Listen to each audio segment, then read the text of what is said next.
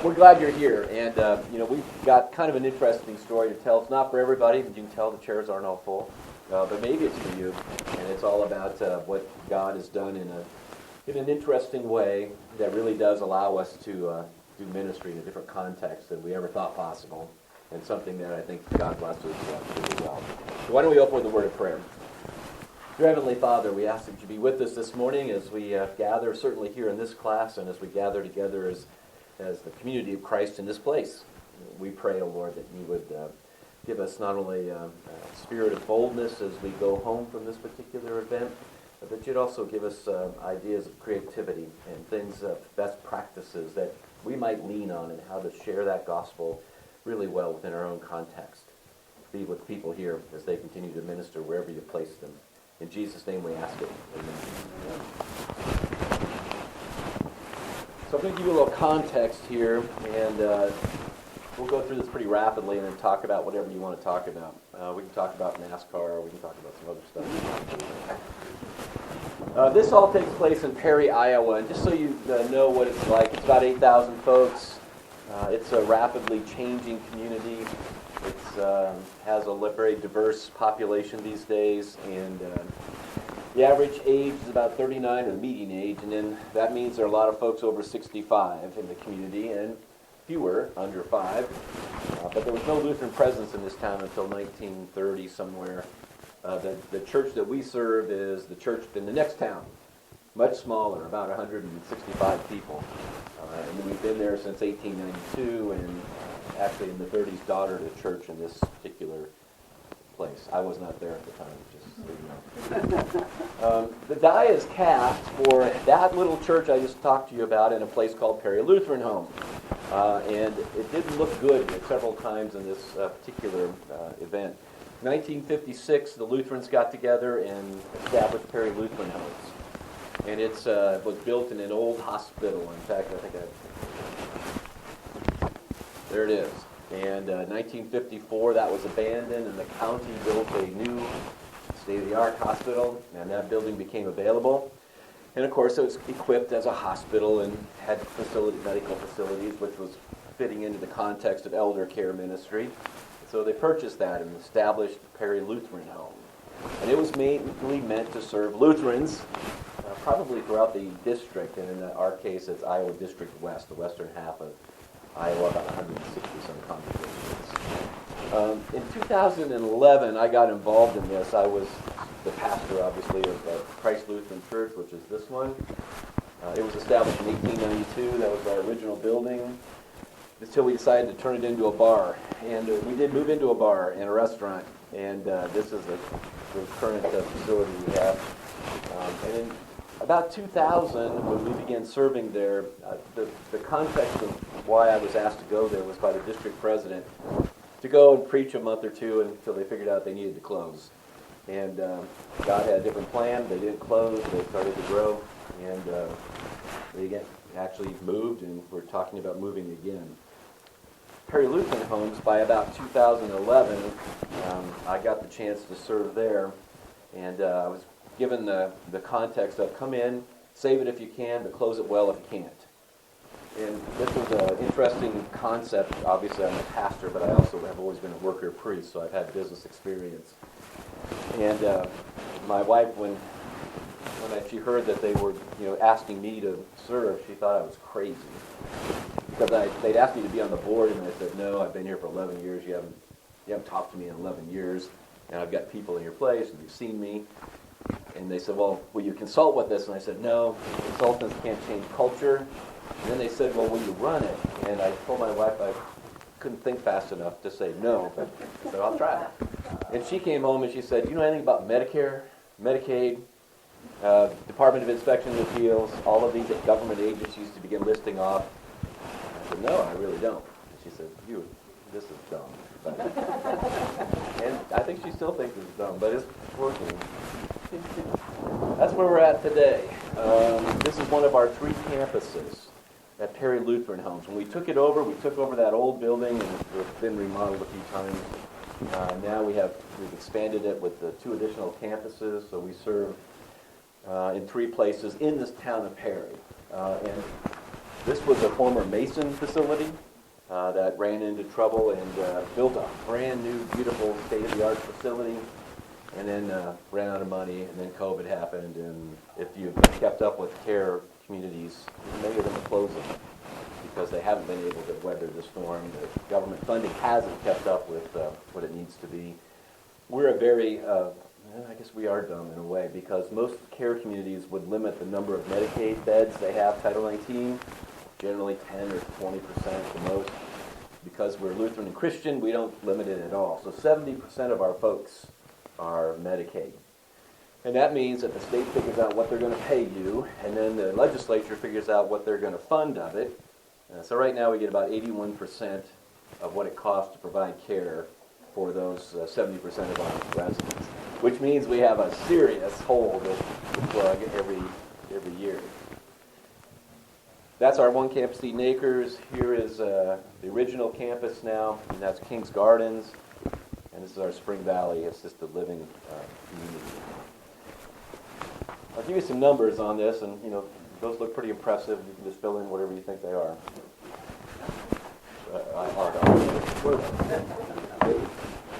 We have 134 skilled nursing beds, 57 apartments for assisted living, 22 for independent living. 24 daycare children, and that's unusual. In fact, one of the things we determined right away was, why would we ever put an early childhood center in our church? Well, you might, but we said, we're going to do it for workers. Let's do it at Perry Lutheran Homes, where we got 250 employees. And so we put our church's early childhood program co-located on the campus of King's Gardens facility. Amanda Ballantyne is sitting there, and she's the director of intergenerational care and also runs the daycare that we have turning into a preschool. We have one community food pantry. We decided to make this a community service campus, and so we took 2 of our independent living apartments, gave them to the local food pantry folks, and they serve a number of people every week off of our campus. They do 1 day a week, I think, don't they? The food pantry? 2. Yeah. We've got that many employees, 9 of which are our members. Some of these have become our members because they work at Perry Lutheran Homes, and I think only 1 really was there to begin with. We do about 150,000 meals a year, and that's interesting because as a pastor, you might hear about great programs you might be able to do in the community, and you think, well, we don't have a lot of capacity to do that. In my case, I've got 3 kitchens, I've got all kinds of staff, and so when you look at things like this next service, when the county decided to get out of Meals on Wheels, we picked it up in the northern part of our campus, or our county, and the reason we could is because we had this kind of capacity, and so about 85 folks every day get their meals from Perry Lutheran Homes out in their own homes. And in fact, our deaconess is here, and her husband is one of our drivers. And every day we get to contact these families, these people, and in a way, we're beginning to focus on those that have different needs. It's always fun. We try to have some of our new employees go out with our Meals on Wheels drivers, and you'll see parts of your community that you didn't know were there. I remember when our administrator went out for the first time, he came back and said, there's one house that doesn't have a front door. In Iowa, yeah, in small town Iowa. And we learned something from that. We'll talk more about that in a minute. It's about a $12 million enterprise every year. And that's what we try to manage as a church. That's the big number, however. At a minimum, about 557 families are touched every day in some way by what we do. And a lot of that is typical ministry stuff with prayer and devotions. A lot of it's care, personal touch kinds of things. When we took over Perry Lutheran Homes, we decided to change the mission from a 98-word, we care about the dignity of people and all of that kind of stuff, to those 5 words, serving Christ by serving others. And it basically empowers us to not necessarily think of ourselves as a care community, but as a mission outreach to wherever God sends us. That's our ministry team, mostly. Amanda's picture's not on there, but you'll see her in a minute. This is Sarah's husband, Nathan. We have all of our drivers also be pilots. It's just when we expanded, air care Meals on Wheels.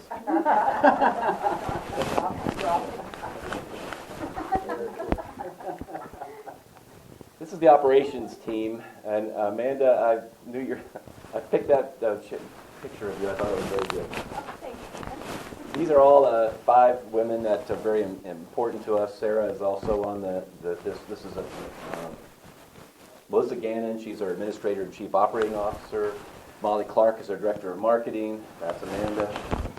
Tanya Swank is our director of guest experience.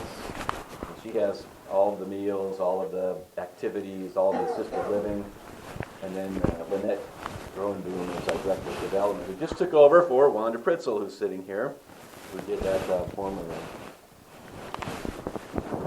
So here's Christ Lutheran Church then. We have 5 worship services weekly before Lent, 5 Bible classes. A couple of our members are board members at Perry Lutheran Homes.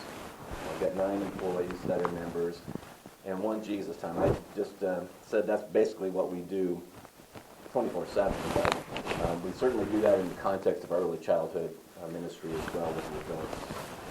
We do that on a regular basis. Everything from saying the Pledge of Allegiance to coming up for Bible class, doing crafts, and creating other opportunities, which we'll talk about in a moment.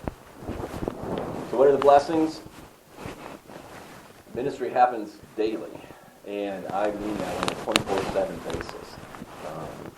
There could be staff issues to deal with that, Christ has a plan. There's obviously life and death stuff going on every day. We have intergenerational care, which this idea, a lot of places have preschools or whatever that visit, come for an hour. Well, these people live there. So it's like if someone in the defense unit is having some behaviors, instead of rushing to medicine to snow somebody, we may very well say, who's your favorite person to bring up?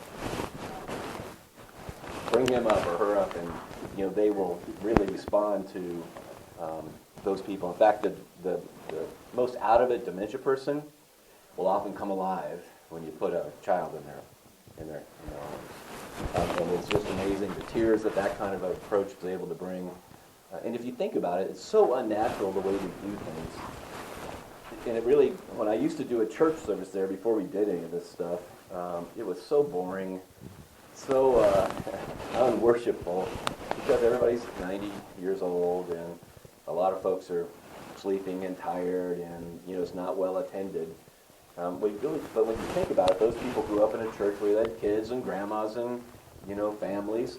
So our goal has been to bring that whole range of life. So we have folks from 6 weeks old to probably 106, maybe older, I don't know, that we deal with in a community. And so they're there, and it really is a great experience. Dementia care is something we focus in. It's another dumb thing we do, because it is so highly regulated, and it is so staff intensive that nobody in their right profit mind today, in fact, many are getting out of this particular aspect of the business, but it's so needed.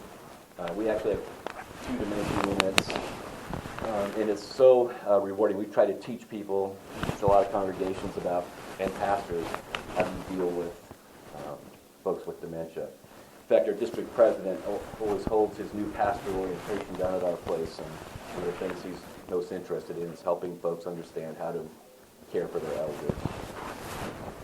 And we wrap the church around unbelievers. We've got a ton of unbelievers. Of those 235 or 50 employees, whatever it was, I'd say easily,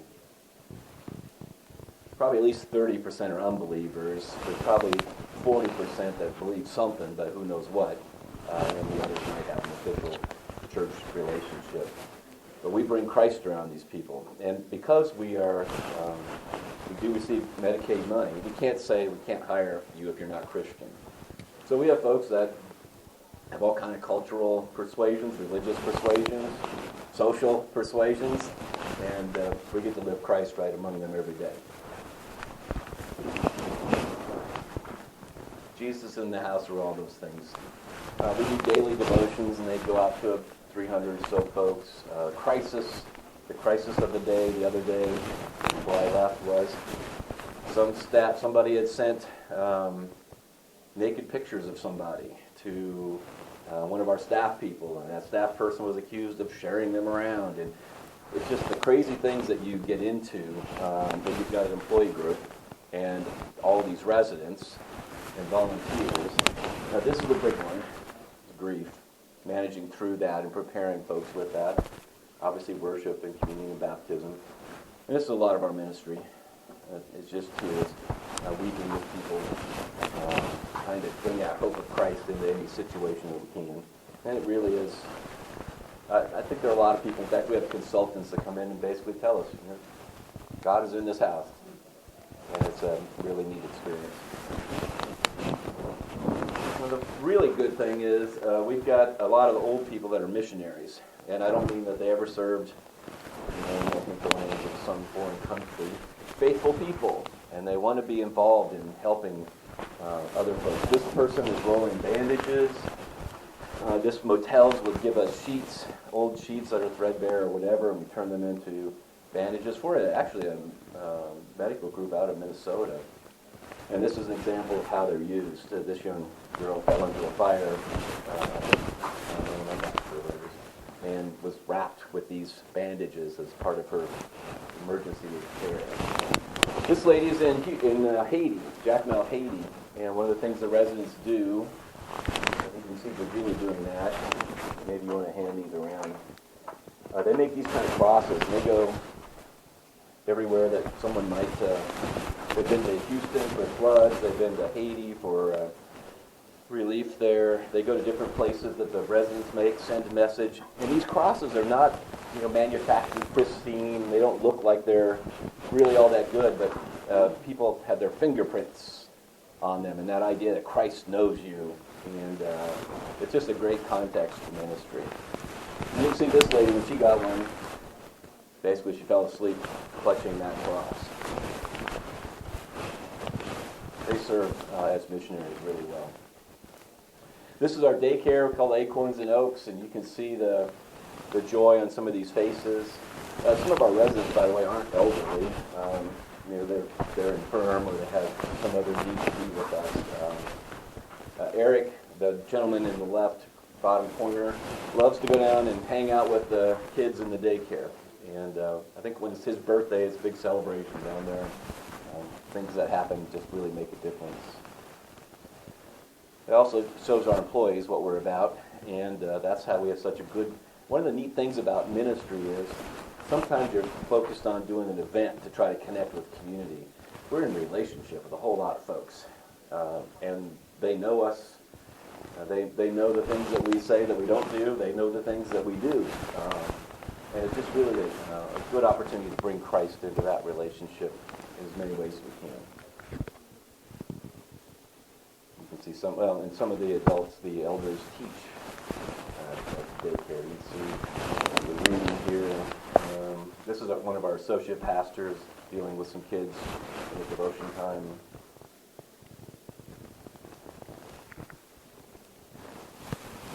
We're transitioning this. We think this is a really good idea. So we're going to open a preschool in the fall of 2003, and we're moving it into a micro school. Our goal is to have on all three of our campuses co-located youth childhood ministries. This is also we have some of the youth, all the barn studies and stuff that our young people leave because in many cases they don't see our level of commitment. We don't do what we say sometimes.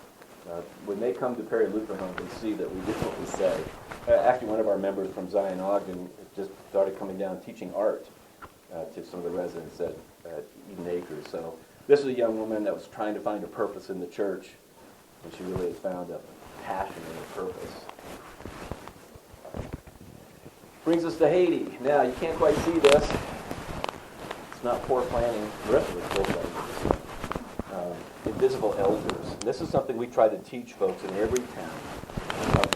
I used to be the mission chair in the district, and whenever you'd go talk to a church, the pastor they wanted was the one that was going to bring in young families, going to bring in the kids.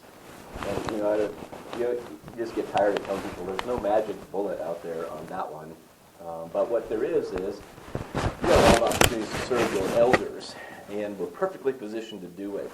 And we went to Haiti as kind of we wanted to establish a relationship somewhere. Wanda was a big part of this. And we went to an elderly male convention, and we saw that a group got $100,000 or more to open a care community in Haiti. And I said to myself, how are they doing that? You know, who is this group? They don't do care communities. So I had our folks call them, and they said, well, how are you going to do this? And the person said, we've been waiting for your call. And they said, what do you mean? And she says, I knew the Holy Spirit was going to send somebody to help us do this, because we didn't know what we were doing. I'm not sure they should have told the elder to know that, but we hooked up with these people, and it all came about because when Wanda was down there, talking to one of the elders of the church in Jacmel, Haiti, he said, it's really cool that you guys come down and help us with orphans. And there was an orphanage there that we helped establish. And he said, but nobody comes down and helps us with our old people. And I think the comment was, I don't see any old people. And he goes, exactly. He goes, you have to know where to look. And sure enough, he would take us around and show us living under this porch, living in this backyard in a shack you wouldn't really have your lawnmower in this burnt-out building in a place that's kind of fallen down with earthquakes. That's where the elders were. So we joined together and decided we're going to take what we know, which is medical stuff, mental health stuff. And the district president, I'm not sure what his stuff was. It looked good, but the district president, Steve Kenneth, was a really good guy. All of us went down, nurses, and we finished off the care community. We populated it. We taught nurses, and it was a great experience. Let's see. Dr. Jim Lamb, you might have heard of, he used to be head of Lutherans for Life. He works for us on the Lutheran Family Service side. There was two of our nurses. Kim Laube is right in the house here. Kim is the deputy director of Lutheran Family Service, but works a lot with life issues. Molly Clark, Deb Colin, on and on it goes. Pastor George and Wanda. This is the school we ran for nurses. So our nurses taught young ladies that wanted to become nurses. And they got a certificate at the end. That was a big thing we were proud of. Pastor Wolfram and I did a lot of other things, but we also led some worship services down there. And this is bringing in some of the elders. You can see what kind of building she was in here. It basically was in a room filled with soot because she'd cook in these places, and charcoal is such a premium down there. There's no trees around anywhere. Here we are, Mr. President, and one of my nurses training somebody. And we figured out that you got to look for the elders in your community. And most of your elders in your community have issues, especially after COVID. Depression is huge in the elder community. Many folks aren't taking care of themselves like they should. And that whole idea of how do you connect, how do you find them, how do you connect with them, and how do you not assume that they're okay? And gosh, we want to do youth ministry. How do we begin to connect with those folks in a way that's meaningful, helpful? You don't have to have a care community. I got to tell you, on Meals on Wheels, the thing they would love best, more than the food, is if you'd spend a half hour with me talking to me. And we're trying to work that model because right now you have to keep going. You've got this many minutes to get to every place. Try to say, let's take 5 today that our drivers can tell us need that extra care. Have our church members take those and spend an hour with that person, visiting, praying, chatting. That's the model. So Project Deliver the Love is coming up. I'll talk about that in a minute. Up until COVID, the city of Perry paid us to host a weekly community meal for seniors. And then the idea of spiritual home care. How do we couple that with what we do, not only in the building, but going outside into the community? Project Deliver the Love. I don't know, Wanda, this is your and Molly invention. The idea was we got invisible elders in Perry. How do we reach them? And so we invited folks from across the community to submit names of folks 75 and older. And about 400 names got sent in. And this is like the 4th time we were doing this, I guess, 3rd or 4th. And we got all the community involved. All the service groups came in. community volunteers, church people, and we've got folks to donate things. We've prepared 400 baskets, and we got baskets of all shapes and sizes. We got rooms full of baskets. This is an interesting phenomenon. But everybody comes together. It's all organized in a day with shifts. They prepare these baskets and they take them out. And it's just kind of a neat ministry. And the idea is to connect people with people. And we've had some of those examples where folks have said, this has been such a joy over the last year to see Joy, who comes to my house every week to visit, because of the connections that this has made. This is the media reporting on it. So prayer crosses, devotional books, food. It's really a wonderful thing. Any church can do this, by the way. There's some of the pictures of folks receiving baskets or delivering them. 75% of every person over 75 is in our orbit, which is a neat thing.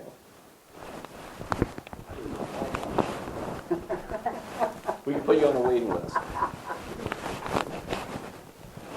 We continue. One of the real neat things about being a pastor, having a church, and also Perry Lutheran Homes is, I told this story the other night. One Sunday at church, somebody came to see me and I was busy, so they left their name. We have a motel right next to our church. And I kind of knew what they wanted. I knew they wanted money. And so I kind of didn't get on it right away. Person came back later and said, he still hasn't showed up. And so somebody handed me a note and said, this lady is pretty persistent. She thinks you need to come see her. I said, all right. So I took $40 out of my wallet, put it in my pocket. In certain parts of town, you don't want to have people seeing what you have, things like that. So I went over to the motel, knocked on the door. Lady opened the door, and there was she in the room and a 1-year-old in diapers running around the room. And I said, oh, I'm Pastor Phillips. I think you were here to see me. And he said, yeah. And before I even thought about it, I already had my hand in the pocket, and I had the money in my hand.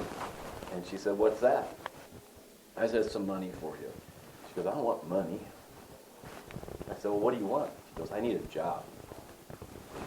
Because I had Perry Lutheran Homes, I was able to call up the director of nursing and say, we've got a new environmental aide starting on Monday. And sure enough, she did. And then we put her through CNA school, part of what we try to do with folks, and she went on to become a nurse. So that's something that was really cool. This person is our chief operating officer. She started out as a CNA. Mandy started out as a daycare worker. Tanya started out as a CMA, and now she's the director of a lot of the stuff that goes on. Jennifer was basically hired as a social worker without training. She's now the director of admissions, and the young woman next to her was a nurse, now the director of nursing between both, or all 3 locations. So one of the great joys is growing people up in their careers. And again, surrounding them with the love of Christ all the way. I got a call one night about 10:30 at night, maybe a little earlier, but I was in bed. And it was from the local school superintendent. And he said, Max, I need to talk to you. And I looked at the watch, I said, okay. We need to talk now? And he said, oh gosh, I'm sorry I didn't run so late. And he said, no, we can wait till tomorrow. And I said, well, I'm awake. What are we going to talk about? And he goes, I don't know. All right, is he on his meds or what's not right here? And he said, God told me I need to talk to you. And I said, did he tell you anything else of, what we need to talk about? He said, I don't really know. He was retiring. Came in the next day, and he said, I don't know why I'm here. God just put you on my heart, and Perry Lutheran Homes. And I said, well, what are you going to do? And he goes, I don't know. I'm retiring yet. 30 years of being the superintendent of school. And he said, but I used to do HR, things like that. He became but when he walked out of the door, he was our chief administrative officer, and he was making about 30 grand, so he's way below anybody else, but had more experience than anybody would have, and it was such a joy. So he decided, we need to start teaching these young people how to have a career, not just a job. And so he took a young man, I took one of these young women, and we began to mentor them, and it became a whole program. We won some awards for it about how if you want to do better, we'll pay for your schooling. We'll create some opportunities for you. And it's been a real blessing to folks. And it's a real encouragement for people to come work for us. People get to grow us. There's just so much you can learn from the elders. And they have such patient faith, such calming spirit. And sometimes when they're not calm, we get a chance to be with them. Some of the great times for me are being with someone when they're preparing to pass. And that's just a special, sacred time. In our case, because 70% of the folks are Medicaid, often they don't have families involved. And we're their family. And it's really, again, a special connection that we've got. Those are, this is Spring Valley? Kings Gardens?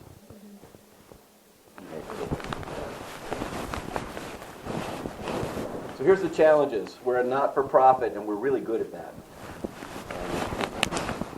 We are always in prayer about, gosh, I don't know how we're going to make this, but somehow we'll always do. Hiring and firing employees is an interesting phenomenon, and sometimes even church members are involved in, you know what, you're not doing the job. We need to do something different, or you go find something different. Keeping up with increasing government regulation, that's a challenge for us. And this second part is working to head off government policy. One of the chief things that we're concerned about these days is physician-assisted suicide. It's in 10 states, District of Columbia, Canada, much of Europe. And you can imagine what happens in a care community, especially one that focuses on dementia care, when the laws change and all of a sudden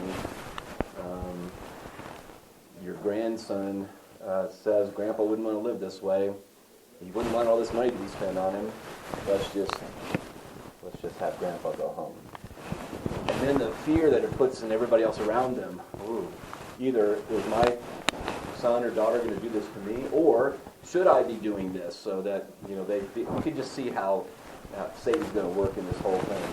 This is very seductive. It keeps getting introduced into the legislature every year.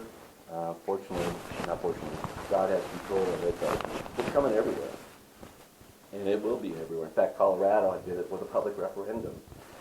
And when we at Lutheran Family Service go out and speak to people, it's amazing to us, amazing to me anyway. Our older people know that taking a life early is not really right. Avoiding suffering is a seductive thought, but they kind of get it that, Christ suffered, I'm in it. It's the young people that say, why wouldn't we have someone pass away that's going to go through suffering? It's what we do with Fido.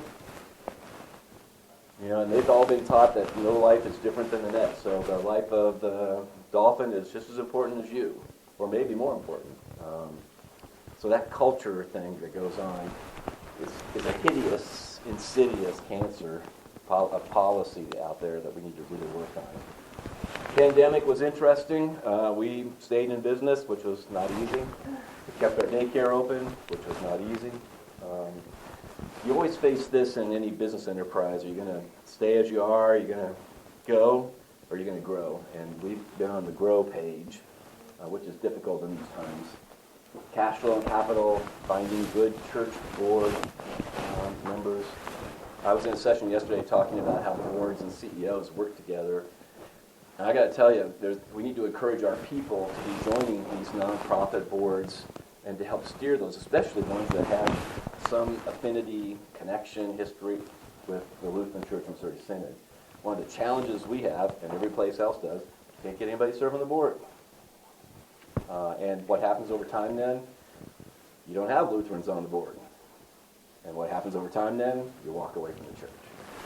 So many of these, in fact, all of the great social service agencies started out with the church and gone away. Having good partners. And this is how God really supports us. Lutheran Family Service is a supporter of ours, and one of the big support things that we've been able to do together is to share resources. And that's been really helpful to both organizations.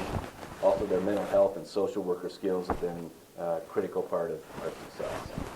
Lutheran Church Extension Fund are our bankers, and they are very helpful, patient, and they see the vision. Most commercial banks wouldn't give us much time But when we wanted to buy another care community in the midst of COVID, other places would have told me, yeah, that's a good idea, but I don't think so. They said, all right, let's hear more, and let's figure it out. When was that? 2016. I mean, the new one? Yeah. 2016. Yeah, it's crazy. Oh, it's really even crazier because they had gotten on the naughty list, the national naughty list, and there's like 1% or something of homes in America that are on this list. And that means that basically state and federal people are in your business all the time. And they were paying big fines and getting in more trouble. And I called up the head mason, and I said, can we help you guys? Is there something we can do, to be helpful so that try to help you guys through this? And he pretended that nothing was wrong.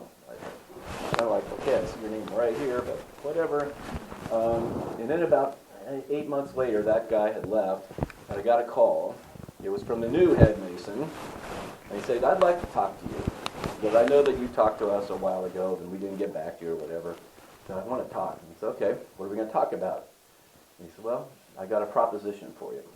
I said, okay. And this was all during COVID.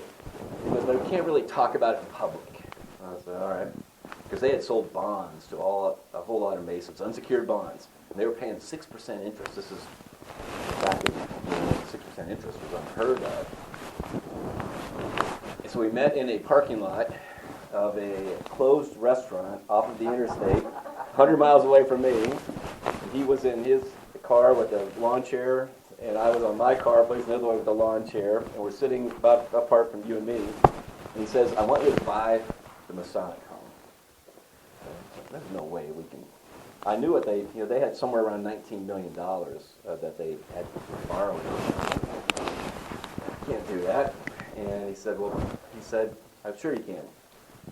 I said, okay. He goes, make me an offer. I don't have any idea what I can afford or how this would work, and if I could throw you a number, it would work. And he said, he just kept pushing, throw me a number, just give me a number. So I eventually said $3 million, I think, and he said, I think we can do that.